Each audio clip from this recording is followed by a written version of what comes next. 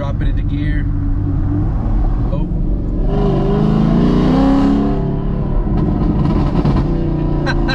Yes! That is loud.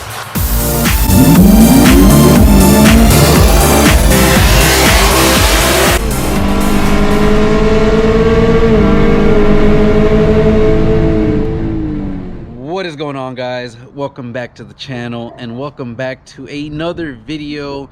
It is nice and chilly here. The weather's not the greatest and it's gonna be okay because today we're not gonna try to go crazy fast or anything. Today we're gonna try to bring back a feature that I lost when I tuned this car.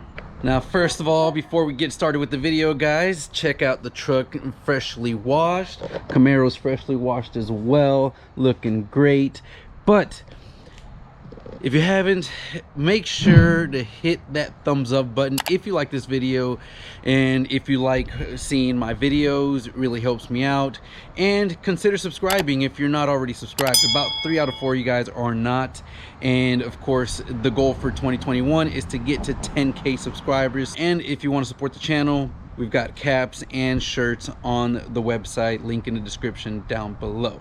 Now, the Camaro, guys. So if you guys are OGs, originals from when I got this Camaro, you guys will know that bone stock, this thing made massive exhaust pops on deceleration. Yes, that is right. So there we go. Did you guys hear that?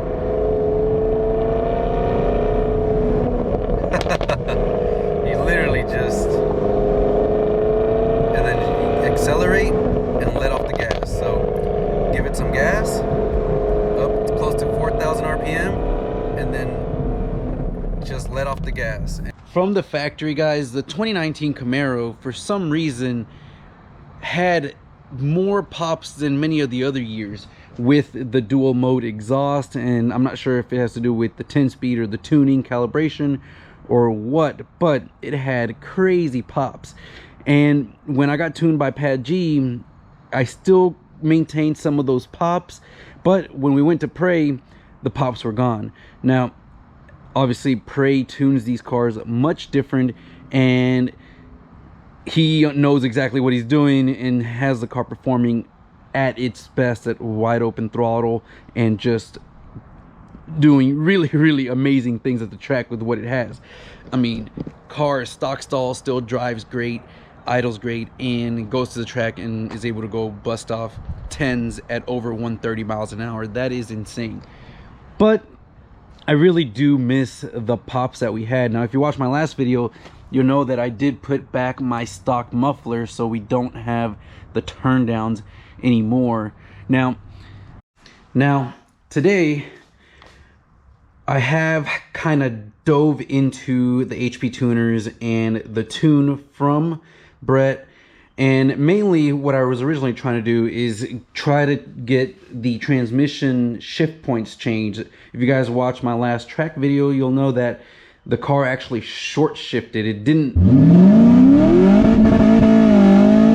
rev and hit red line. It actually short shifted my first to second gear shift on Nitrous. So I wanted to go ahead and adjust that slightly and make the changes and load it up. And while I was there, I had an idea of how to possibly bring back the pops in the exhaust without affecting any of the actual major tuning that Brett did on the car. Not 100% sure if it's going to do it, but today we'll load it up, we'll start it up, and we'll drive around and see if we can get that pop to come back on our decel.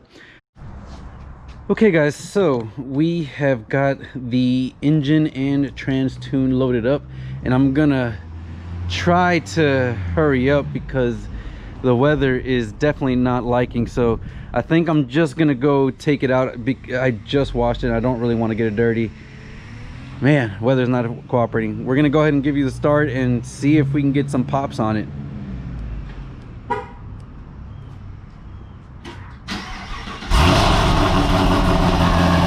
So again, this is idling in tour mode, so the valves are closed and you really can't ask for anything better than that, guys.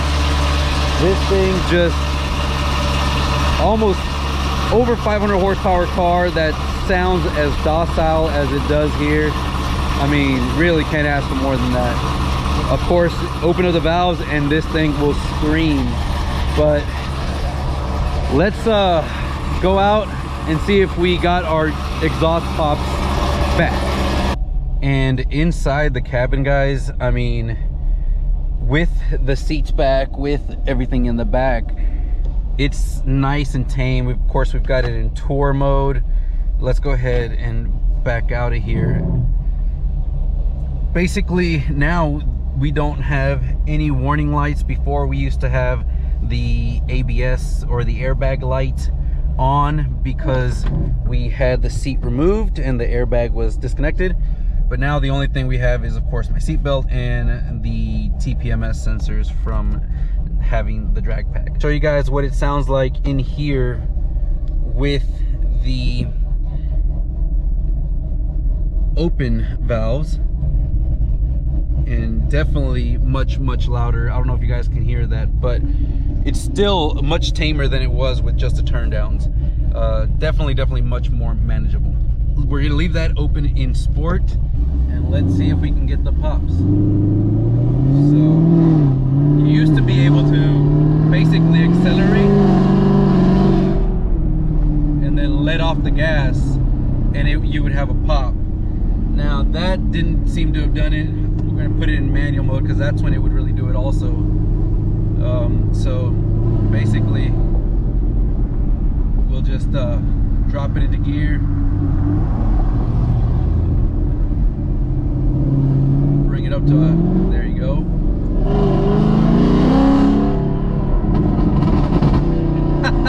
Yes.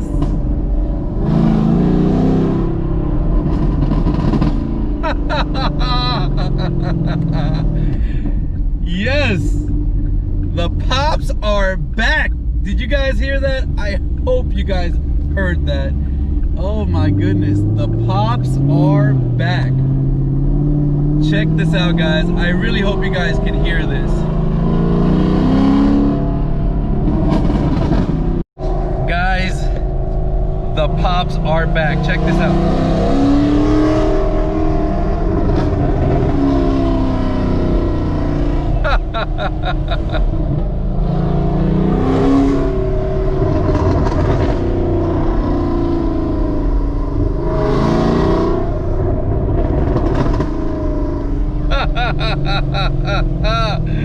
Oh my God, that is hilarious.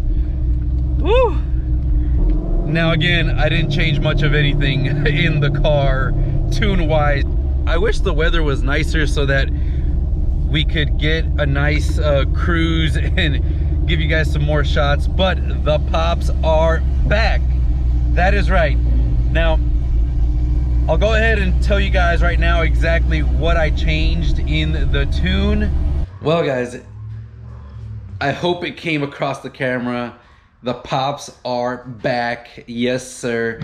The main reason that you guys hear pops in the exhaust is because from what I saw in my data logs, even from before and now, is the timing actually gets cut. So you basically go to negative timing, and what that does is you're still injecting fuel, and that fuel gets most of it gets unburnt and pushed into the exhaust system, where it then ends up igniting and causing the pop. Now we are going to open up the stock file to the engine. We go to Spark. It's under the advanced and it's called the minimum spark table. And we can look at the base and you'll see it's got pretty much, it's all negative spark. So this whole table is negative. Now, many tuners, especially when I had this car tuned by Pat G, and I believe it's something that is known for most people tuning these cars.